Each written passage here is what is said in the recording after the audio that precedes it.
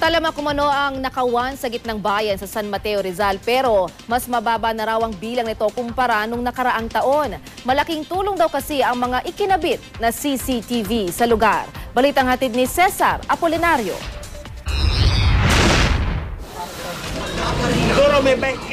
Matapos manakawan sa tindahan noong isang taon, nag-ingat na ang pamilya ni Odi Cuevas sa gitnang bayan 1 sa San Mateo, Rizal. Dinagdagan ng lock ng mga pintuan, pinag-grills pa niya ang harap at likod.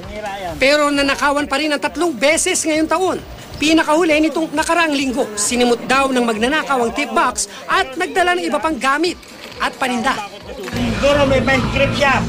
Inuga-uga niya to, nasa maputol. Hindi niya mabuktan to. Dahil malaki na, ginawa niya, bakit siya ron?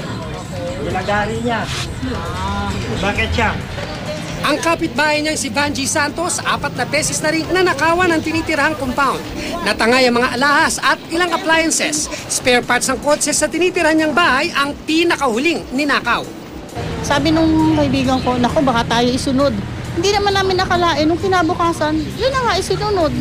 Tapos lahat ng cabinet bukas. Sa tala ng pulisya, pinakamaraming insidente na nakawan sa San Mateo ang gitnang bayan. Umabot na ng 19 sa loob lang ng 3 buwan.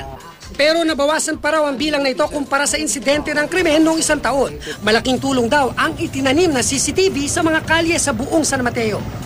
Gaya na lang na nakuna ng CCTV sa Barangay Ampid kung saan makikitang nakatambay sa kanto ang grupo ng kalalakihang snatcher. Nang makatsyempo, agad hinablot ang bag ng biktima. Pero dahil may matang nagmomonitor tulad ng CCTV, agad dumating roon ng barangay at nahuli ang mga sospek.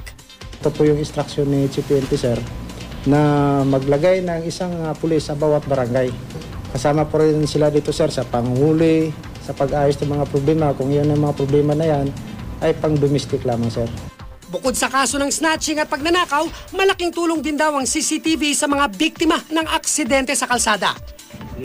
Gaya na lang na aksidenteng kinasangkutan ni Gary Consolacion. Nakita kasi ng rescue team ang aksidente kaya wala pang 3 minuto nakarating sila sa lugar. Nabuhay si Gary at ang kabanggaan niya. Maganda yung response kagad na napakabilis at saka kasi kung hindi ganun kabilis yun, baka iba yung mangyari pa. Marami ng buhay ang nailigtas at maraming kaso ng krimen ang narisolba dahil sa CCTV. Kaya balak nilang dagdagan ito sa iba pang lugar, lalo na sa matataong lugar. The camera does not lie. Ang camera is impersonal eh. Walang emosyon yan eh. Kung ano yung nakikita niyan, yun lang ang may lalabas mo. Yeah, so at least, objective siya. Pati ang ating mga mamamayan, natuturuan din natin maging objective sa ating mga pananaw. Pati yung mga law enforcement officers is nagiging objective din sila. Cesar Apolinario, GMA News.